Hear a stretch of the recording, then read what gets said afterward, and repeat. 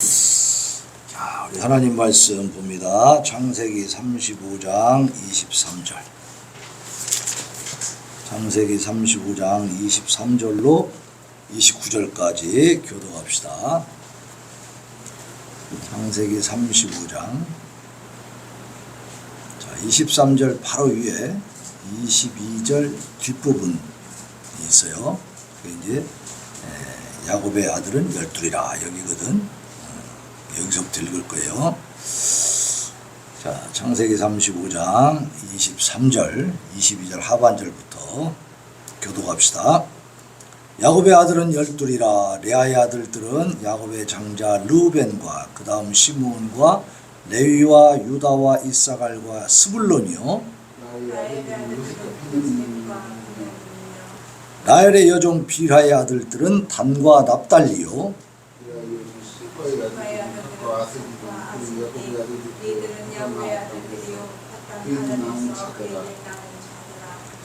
야곱이 기럇 아르바의 마므레로 가서 그의 아버지 이삭에게 이르렀으니 기럇 아르바는 곧 아브라함과 이삭이 거류하던 헤브론이더라. 이삭이 나이가 많고 늙어 기운이 다함에 죽어 자기 열조에게로 돌아가니 그의 아들 에서와 야곱이 그를 장사하였더라. 자, 29절 같이 읽어야죠. 시작. 이삭이 나이가 많고 늙어 기운이 다함에 죽어 자기 열조에게로 돌아가니 그의 아들 에서와 야곱이 그를 장사하였더라. 아멘. 아멘. 자, 오늘은 야곱의 12아들과 이삭의 죽음입니다. 그렇죠? 야곱의 12아들과 이삭의 죽음. 자, 야곱의 12아들은 새로운 세대로 나타났고 이삭은 기성세대로서 이제 사라져 가는 거죠. 그래서 이것을 세대 교체다라고 하는 거예요. 네. 우리도 이제 서서히 쓰러져 가고 있죠. 새로운 세대들이 성장해서 이제 나라도 이끌어가고 있잖아. 보면은 우리보다 후배인 사람들이 많아요, 지금. 그러니까 세대가 점점 이제 교체되어 가는. 오늘 이 창세기에 나와 있는 주인공들, 우리가 만났던 아브라함, 이삭, 야곱 이런 사람들, 이제 아브라함부터 시작해서 하나님의 약속이 시작되어지고 언약이 시작되어지고 그를 통해서 큰 민족을 이루겠다고 하는 이 약속이 지금 진행되는 과정이었는데 이제 오늘 35장에 오니까 그 아브라함의 대를 이었던 이삭, 약속의 자녀 이삭, 백세에 낳은 아들, 하나님이 기적적으로 준 아들이죠. 그 아들도 이제는 세상을 어떻게 해요? 떠나시네, 떠나셔. 세대가 바뀌고 있습니다. 자, 아브라함과 약속했는데 아브라함도 죽었고 또 이삭에게도 아브라함과 맺은 약속을 또 주셨는데 이삭도 죽었어. 그럼 약속이 다 깨진 건가요? 인간과의 약속으로 생각하면 깨진 거고 없어진 거지, 그죠? 봐요. 내가 잘 아는 분, 이제 우리 동네 이발소 하시던 분인데, 그분도 이제 월남전을 참전했던 분이야. 그래가지고 이제 보험 대상자야. 그러니까 일을 해도 이제 이런 데서 오면 비싸니까 보험병원 가서 오는 거야. 광주에 있는. 광주에서 나도 만났어요, 한번. 근데 일을 하러 오라 그러는데 한 몇 개월 뒤에 오라 건다고 딱 그러더라고. 그래요. 그러면 그때 또 오셔야 되겠네 하고 이제 왔단 말이에요. 근데 한 2달 있었는데 이발소가 딱 문이 닫히고 상중 딱 써 있는 거예요. 어찌 된 거지? 전화해서 물어보니까 돌아가셨대. 몇 개월 뒤에 이하러 가야 되는데 돌아가셨네. 이해할 수 있어, 없어? 병원과의 약속을 지킬 수 있어요, 없어요? 김동주 집사님 지킬 수 있는 갑이네. 장로님 죽었다고? 없지. 끝난 거지. 인간 대 인간으로 한 약속은 사망함으로써 어떻게 돼요? 계속돼요, 죽어요? 없어져요? 없어지는 거지. 근데 이건 알아야 돼. 우리가 부모들이 어떤 빚을 지고 있잖아요. 근데 그것을 그냥 아무 말 없이 얘기도 안 해주고 그냥 이렇게 세상을 떠나게 되면 그 빚이 자녀한테 갑니다. 알았어요? 몰랐어요? 그거 알아요? 그렇게 하면 안 돼. 내가 빚이 있으면은 자녀들한테 반드시 상속 포기서를 법원에 제출하라고 해야 돼. 그렇게 안 하면 자녀들이 그 빚을 다 갚아야 돼요. 살아가면서 얼마나 힘들겠어, 그지? 그러나 이제 그런 것들 외에 웬만한 것들은 사람이 사망을 하면 다 끝나는 거야. 모든 약속이 다 없어지는 거야. 그런데 하나님이 약속하신 것은 아버지가 죽고 아들이 죽어도 없어져요? 안 없어져요? 안 없어져요. 아들 이어서 그 손자에 대해 가서까지 그 증손에까지 계속 이어지면서 어떻게 하나님의 역사가 이루어져. 약속이 이루어진다는 사실이요. 그러니까 우리 하나님은 잠깐 계시다 가시는 분이 아니다 이 말입니다. 우리의 인생보다도 더 영원히 더 길고 긴 세월 변함없이 완벽하게 완전하게 책임져 주시는 분인 것을 믿으시기 바랍니다. 자, 오늘 이 본문 말씀은 르우벤의 패륜 행위를 언급한 지난 단락에 이어서 야곱의 12아들의 명단과 이삭의 죽음을 언급하고 있어. 바로 이 전에 22절에 보면 이스라엘이 그 땅에 거주할 때에 르우벤이 가서 그 아버지의 첫 빌하와 동침함에 이스라엘이 이를 들었더라 그랬잖아. 그러니까 이 르우벤이 큰아들이란 말이에요. 이놈이 패륜행위라는 거죠. 자기 어머니 뻘이잖아. 친어머니는 아니지만 자기 아버지의 처분. 여기 오늘 본문에도 보면 이 빌하의 자녀들이 단과 납달리요. 이복 동생들이 있단 말이에요. 근데 그 어머니하고 동침했다. 말이 돼야 안 돼요? 말이 안 되지. 때려 죽여야지. 이거는 진짜 큰 죄를 지은 거죠. 그러한 사건들을 지난주에 다뤘죠. 바로 위에서 그게 나왔어. 근데 거기에 이어서 이제 오늘 본문에서는 야곱의 12아들의 명단과 이삭의 죽음에 대해서 지금 얘기하고 있어. 자, 먼저 전반부에 보면 야곱의 12아들의 명단이 쭉 나옵니다. 야곱은 밧단 아람 하란 땅에서 11아들을 낳고 가나안 땅에서 베냐민을 낳음으로써 12명의 아들을 두게 됐어요. 이 12명은 장차 선민 이스라엘 12지파의 근간을 이루었던 족장들이에요. 그래서 르우벤 지파, 그 다음 둘째가 누구요? 시므온 지파, 셋째가 누구요? 레위 지파, 넷째는 유다 지파, 다섯째는 이사갈 지파, 그 다음에 스불론, 이제 다섯째 여섯째는 몰라. 이제 거기 순서가 이 지금 현재 명단이 나이 순서로 나온 건 아니에요. 이게 야곱의 아내가 4명이잖아. 그 중에 본처 또 그 첩의 자식들 이렇게 이제 다 나눠서 지금 그렇게 분리를 하고 있죠. 자, 어쨌든 이 르우벤이 단과 납달리의 어머니 이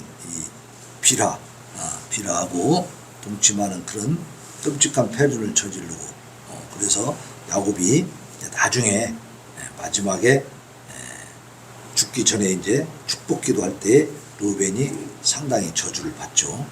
왜냐하면 거기에 대해서 하나님이 용서할 수 없는 것이거든.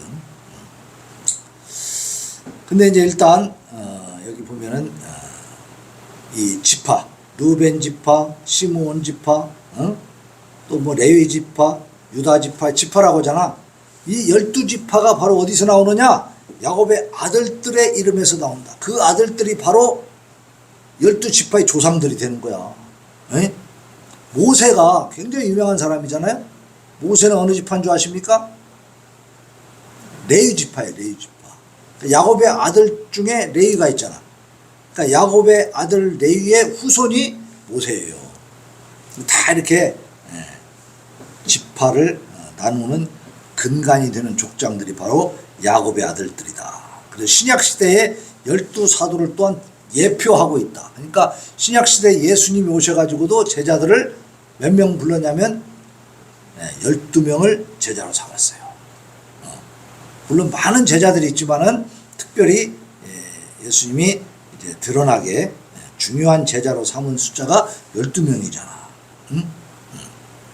자, 궁극적으로는 오늘날 택함받은 백성들의 공동체인 영적 이스라엘, 곧 교회를 말하는 12명의 이 야곱의 아들들은 그 민족 지파, 그 족장, 지파의 족장들로서 그 민족을 이루는 근간이 됐다면, 이 신약시대에 오면 12사도가 나타난단 말이에요. 그럼 이 모든 것들이 뭐냐? 오늘날 교회를 예표하고 있다. 교회는 뭐예요? 예수 그리스도를 주님으로 믿는 그 믿는 자들의 모임이 교회예요. 그래서 오늘날 예수 그리스도를 나의 주님으로 믿는 사람들은 택함받은 사람이야, 버림받은 사람들이야. 택함받은 사람들이야. 그러니까 우리가 바로 이 택함받은 백성들이죠. 이 택함받은 백성들의 공동체, 그것을 뭐라고 하냐? 영적 이스라엘이다. 그렇게 한다 이 말이에요. 네? 그게 바로 교회입니다. 오늘날 우리들이다. 계시록 21장 10절로 27절에 보면 이렇게 말씀하고 있어요. 성령으로 나를 데리고 크고 높은 산으로 올라가 하나님께로부터 하늘에서 내려오는 거룩한 성 예루살렘을 보이니 크고 높은 성곽이 있고 12문이 있는데 문에 12천사가 있고 그 문들 위에 이름을 썼으니 이스라엘 자손 12지파의 이름들이라. 그래서 이게 새 예루살렘의 모습이야. 그럼 그 새 예루살렘은 뭐냐? 마지막에 우리가 들어갈 천국입니다. 그러면 그 천국에는 누가 들어가느냐? 무엇이든지 속된 것이나 가증한 일 또는 거짓말하는 자는 결코 그리로 들어가지 못하되 오직 어린 양의 생명책에 기록된 자들만 들어가더라 그랬어요. 네. 우리는 생명책에 기록이 됐습니까? 안 됐습니까? 돼 있죠. 또 우리가 들어가는 거야. 근데 그 거룩한 성 예루살렘이 12지파의 이름이 써 있더라. 그 얘기는 뭐예요?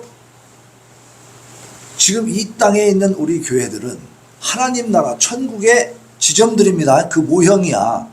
천국이 진짜 있는 걸 딱 보니까 거기에 12지파의 이름이 있더라. 그런 얘기는 뭐예요? 그 12지파는 곧 교회 성도들을 말한다 그 말입니다. 영적으로 그런 뜻이 있는 거야. 자, 하나님께서는 결국 오묘한 섭리 가운데 야곱의 인생 여정을 결정하셨어요.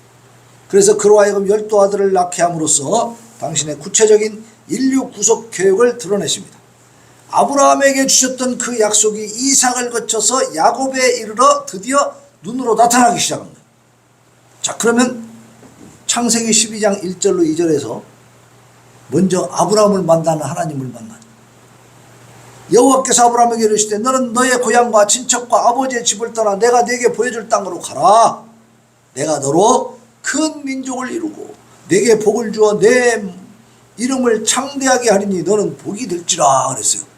그런데 아브라함이 낳은 약속의 자녀는 몇 명입니까? 민족을 이루게 해주려면 아브라함 대에 가서 아들을 한 20명은 줘야 될 거 아니에요. 그죠?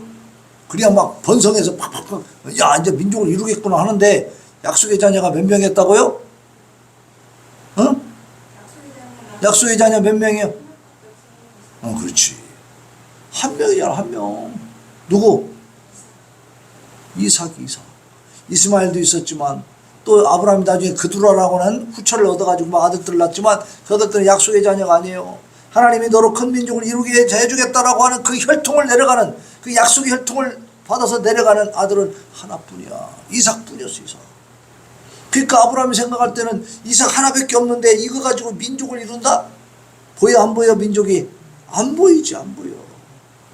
그렇지만 하나님이 또 이삭에게 또 약속을 하십니다. 창세기 26장 23절 24절에 보면 이삭이 거기서부터 브엘세바로 올라갔더니 그 밤에 여호와께서 그에게 나타나 이르시되 나는 내 아버지 아브라함의 하나님이니 두려워하지 말라. 내 종 아브라함을 위하여 내가 너와 함께 있어 내게 복을 주어 내 자손이 번성하게 하리라.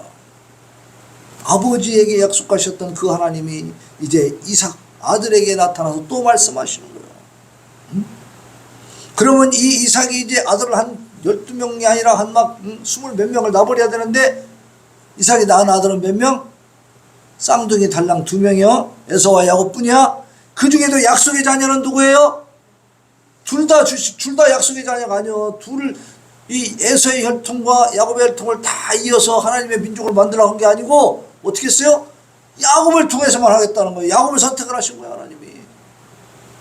그러니 이삭이 볼 때 이 민족을 이룰 것이 지금 보여 안 보여? 안 보여. 그것도 야곱은 또 도망가야 됐어. 보내야 됐어. 거기서 같이 키울 수도 없네. 축복을 가르쳐버리는 바람에 에서가 죽이려고 하니까 그냥 또 집에서 떠나보냈잖아요. 그러니까 하나님의 이 민족을 이루어주는 이 약속이 어떻게 이루어지냐고 이게. 지금 그 800km나 되는 먼 길을 떠났으니 이 야곱이 살아 돌아올지 죽을지 지금 모르는 상황이죠. 그러니까 보세요. 하나님이 약속하신 것들은 인간이 볼 때는요 참 안 이루어질 것 같아. 그죠? 그리고 빨리 안 이루어지니까 폭폭해 안 폭폭해? 폭폭해. 여기서 우리는 무엇을 배워야 돼요? 인내, 참을성을 배워야 돼요. 왜? 하나님의 시계가 돌아가야지 내 시계가 돌아가고는 안 되는 겁니다. 하나님의 때가 이르러야 되는 거예요. 그러니까 그 대신 하나님 약속한 건 지켜 안 지켜?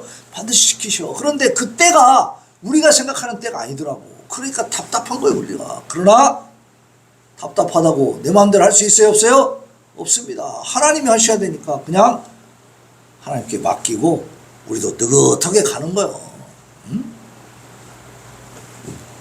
그래서 창세기 28장 13절로 14절에 보면 이제 야곱에게 하나님이 또 약속을 주십니다. 약속의 자녀가 야곱이잖아. 또 본즉 여호와께서 그 위에 서서 이르시되 나는 여호와니 너의 조부 아브라함의 하나님이요 이삭의 하나님이라.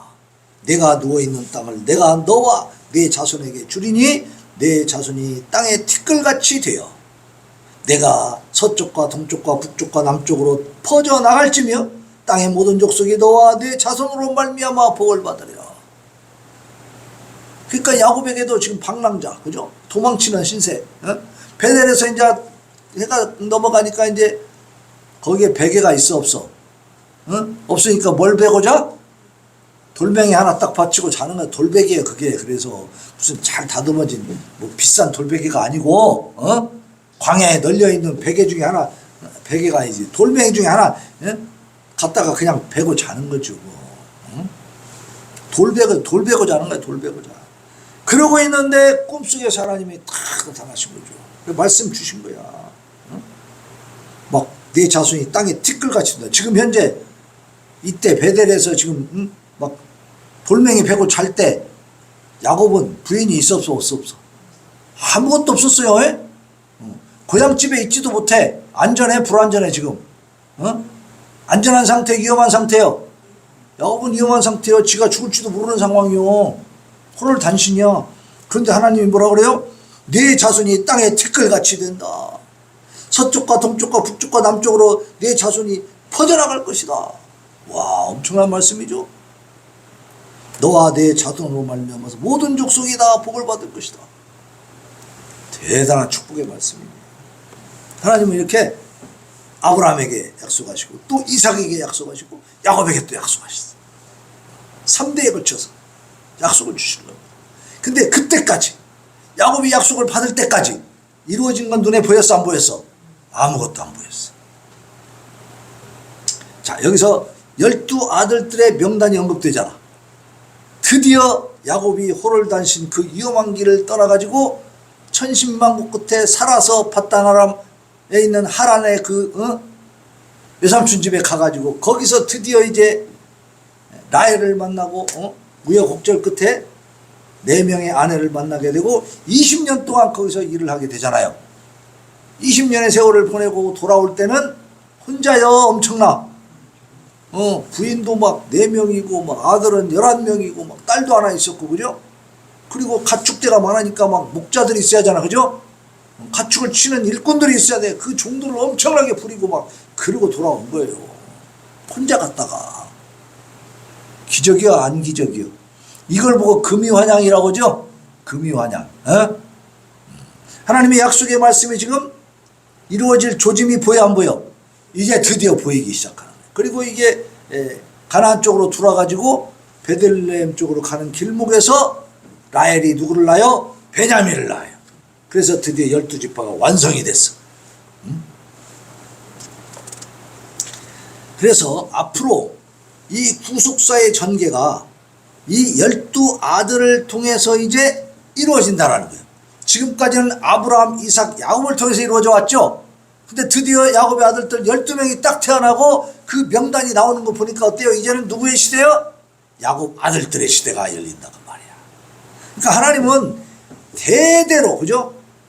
대에 걸쳐서 한 세대 두 세대 끝나는 게 아니라 대대로 하나님은 약속을 붙들고 계속 이루어 가십니까? 하나님이 잊어버리십니까? 이루어 가신다는 거예요. 그럼 아브라함과 이삭은 오늘도 이제 이삭이 죽는 장면이 나오는데 세상을 다 떠났어. 그러면 아브라함에게 주신 약속이 지금 한참 뒤에 아브라함이 죽은 다음에 지금 야곱에게 아들들이 나타나고 막 이제 뭐 진행 중에 있는데 아직도. 그러니 아브라함이 죽었으니까 이거 아무 소용 없는 거예요? 아니라고요. 아니요. 예수님이 말씀하셨어.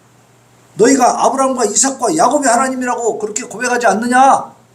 하나님은 죽은 자의 하나님이요 산 자의 하나님이요. 산 자의 하나님이요. 그러니까 아브라함과 이삭과 야곱이 살아있다는 거예요? 죽었다는 거예요? 이 육신의 육체는 죽었지만 그죠? 영적으로는 다 하나님 나라에 살아있는 줄로 믿으시기 바랍니다. 하나님은 산 자의 하나님이라고 그랬어요. 그러니까 아브라함이 이 땅에서는 떠났지만 하나님 나라에 가서 어떻게 하고 있어요 지금? 하나님이 자기에게 주신 약속이 이루어지는 것을 보고 있을까 못 보고 있을까? 보고 있는 겁니다. 하나님 이렇게 무한하신 분이야. 우리가 생각하는 만큼 유한하신 분이 아니니까 하나님을 제한하지 마시기 바랍니다. 네. 자, 야곱의 아들들의 명단이 나오고 그 다음 그 단락에 보면 이삭이 죽는 장면이 나오죠. 자, 이렇게 된 것은 구속사의 무대에서 과거의 시대가 다 이제 마감이 되고 새로운 세대, 야곱과 그 아들들의 시대가 시작되는 것을 알려주는 거예요. 그래서 실제로 이 36장 이후로는 구속사의 무대에서 야곱이 살아있지만 야곱보다는 그의 등장은 야곱은 현재에 줄고 아들들을 중심으로 해서 역사가 이루어져 갑니다. 이제 그래서 세대 교체가 이루어졌다. 그리고 이제 후반부 27절로 29절에 보면 아브라함의 아들이자 야곱의 아버지인 그리고 언약의 제2세대인 이삭이 이제 죽는 것입니다. 자, 여기 보면 27절 한번 읽어봐요. 27절 시작. 야곱이 기럇 아르바의 마므레로 가서 그의 아버지 이삭에게 이르렀으니 기럇 아르바는 곧 아브라함과 이삭이 거류하던 헤브론이더라. 그랬어요. 그죠? 그러니까 이 헤브론 누가 거류하던 아브라함과 이삭이 거류하던 그 헤브론에 가서 어떻게 했어요? 야곱이 살았다. 그러니까 야곱이 가나안 땅에 들어가지고 이제 이때 드디어 헤브론 거기가 누가 살고 있어? 이삭 아버지가 살고 있는 곳으로 간 겁니다.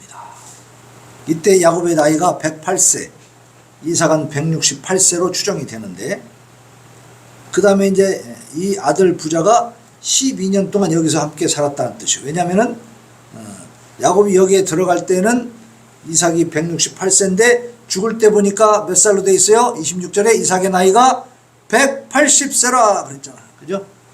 그러니까 12년 동안 이삭이 브엘세바를 떠나가지고 베델을 거쳐서 바단 아람에 가서 하란 지역에서 이제 외삼촌하고 있으면서 20년 동안 열심히 일하고 결혼도 하고 자녀도 낳고 그러고 돌아왔잖아요. 돌아와서도 바로 아버지하고 산 것이 아니고 10여 년이 지난 다음에 이제 아버지하고 같이 살게 된 거야. 아버지하고 합쳐가지고 사는 기간이 한 12년 정도 된다 그 말이지. 자, 이삭의 나이가 180세라고 되어 있어요. 이삭은 지금 야곱이 이 이삭을 떠나가기 전에 에서더러 야 사냥해 갖고 와라. 내가 너한테 축복기도 해주겠다 그랬잖아. 왜냐하면 자기가 이제 기력이 쇠하고 눈도 잘 안 보이고 그러니까 내가 곧 하나님의 부름을 받겠구나 싶어가지고 축복기도를 해주려고 이제 했던 거죠. 그래서 해줬죠. 이제 물론 속아가지고 야곱한테 해줬지만 그때가 몇 살이냐면 137세였어. 근데 지금 이삭이 죽었다고 하는 나이가 180세야. 그러니까 몇 년을 더 살았어요? 43년이나 더 살았어. 그러니까 사람이 내가 곧 죽게 생겼네 했어도 43년을 더 살 수도 있는 겁니다. 그러니까 여러분들 아직 희망을 가지세요. 어? 고로롱 뭐라 그래요? 고로롱 80.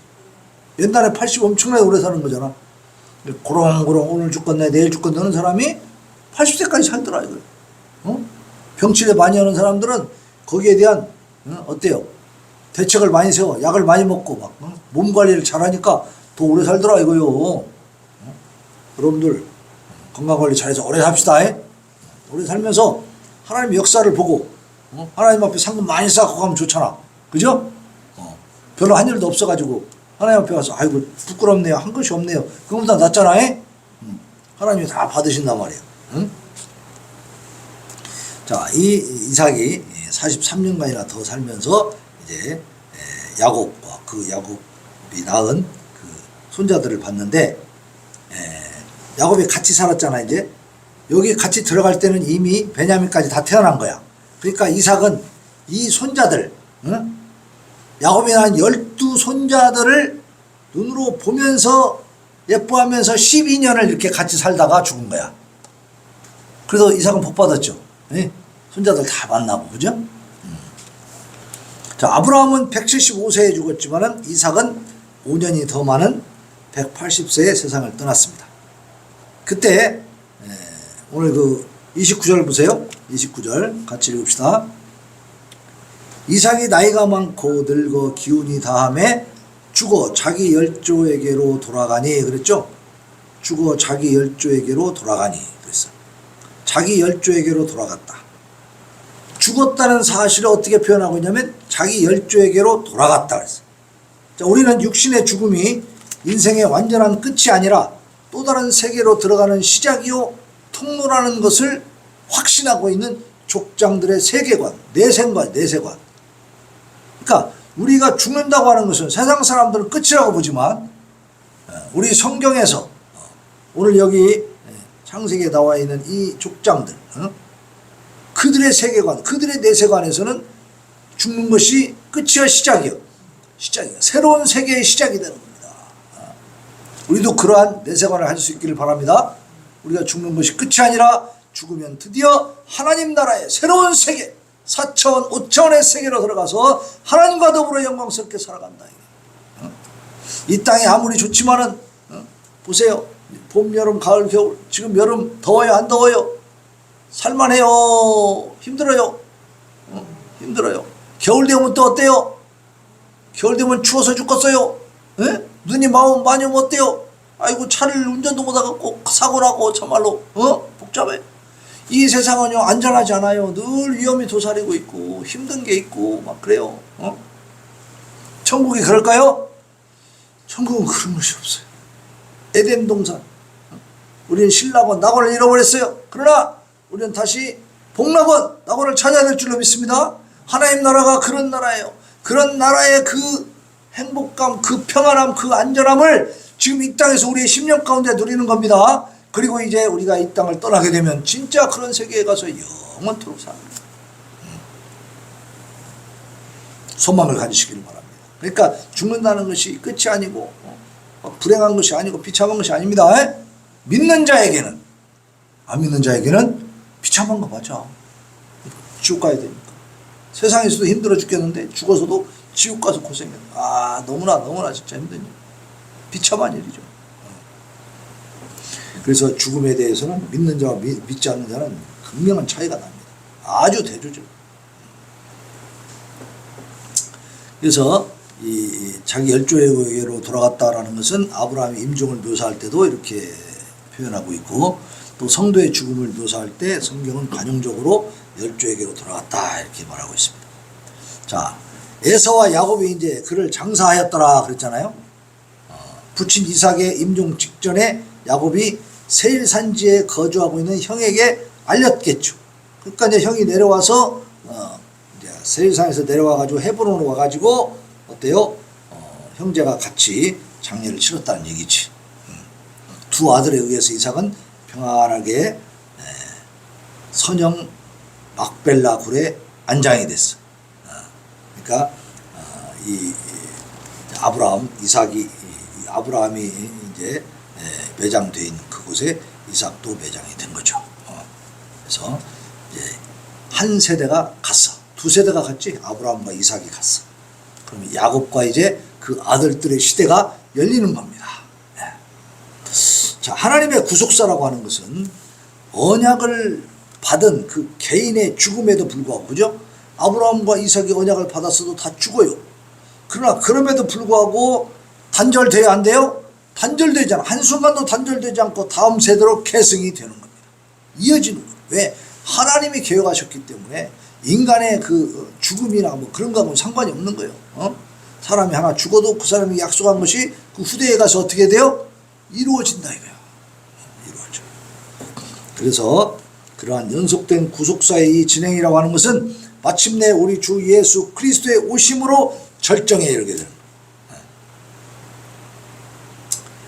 하나님의 약속이 아브라함부터 시작해서 이삭과 야곱과 12아들과 그 또 12아들 중에 유다의 그 후손들을 통해서, 그 유다 지파를 통해서 이제 다윗 왕이 태어나고 다윗 왕의 후손으로 누가 오셔요?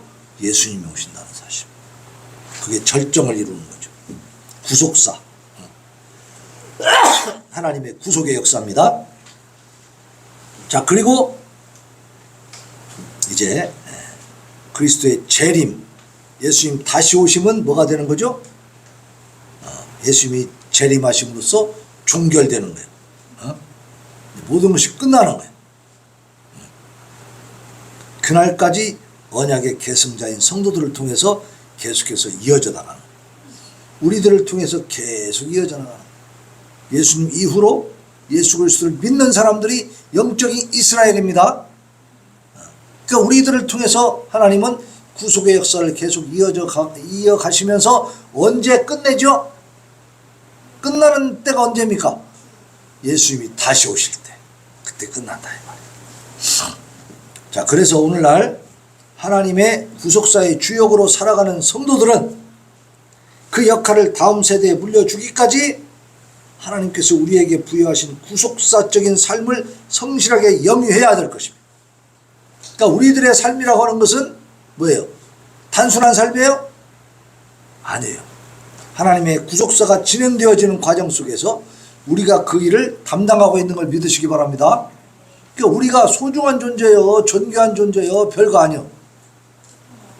우리는 소중하고 존귀한 존재들입니다. 세상은 우리를 알아보지 못하는 것뿐이야. 하나님은 우리를 들어서 하나님의 구속의 역사를 이루어가고 계시는 겁니다.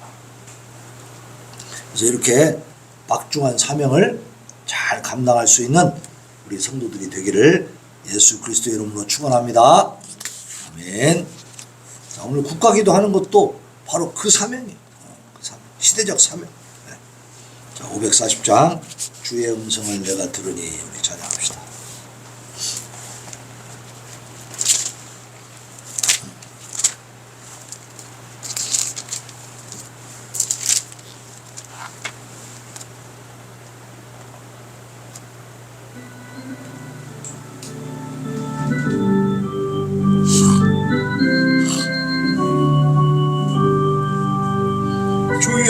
음성을 내가 들은 사랑한단 말일세.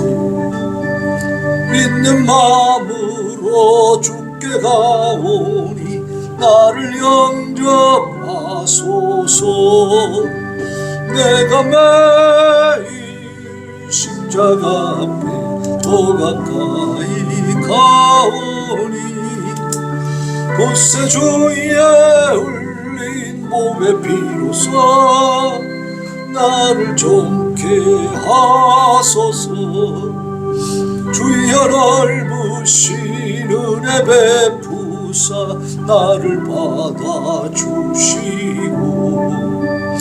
나의 범은 뜻 주의 뜻같이 되게 하여 주소서. 내가 매일 십자가 앞에 더 가까이 가오니 구세주의 흘린 몸의 피로써 나를 좋게 하소서. 주의 보좌로 나아갈 때에 어찌하니 기쁠까. 주의 얼굴을 항상 배우니 더욱 진근합니다. 내가 매일 십자가 앞에 더 가까이 가오니 구세주의 흘린 몸의 피로써 나를 좋게 하소서. 우리 구주의 넓은 사랑을 정량할 자 없으며 주가 주시는 참된 기쁨도 헤아릴 수 없도다. 내가 매일 십자가 앞에 더 가까이 가오니 구세주의 흘린 몸의 피로써 나를 좋게 하소서. 이 시간에 하나님 앞에 아버지여 참으로 세대가 교체되어지고 아버지여 약속의 족장들이 이 세상을 떠나가도 하나님의 뜻은 하나님의 약속은 하나님의 이 구속사역은 진행되는 것을 우리가 보게 됩니다. 아버지 오늘 깨달은 이 말씀을 통해서 무한하고 영원하신 하나님 앞에 우리가 선택받아 아버지 짧은 인생 살아가면서 이제 하나님을 알고 아버지께서 맡겨주신 사명을 깨달았으니 아버지여 충성하며 헌신하게 하여 주시옵소서. 부르짖어 기도합니다. 주여 주여 주여. 아버지 예수의 나무 걸레대로 베길래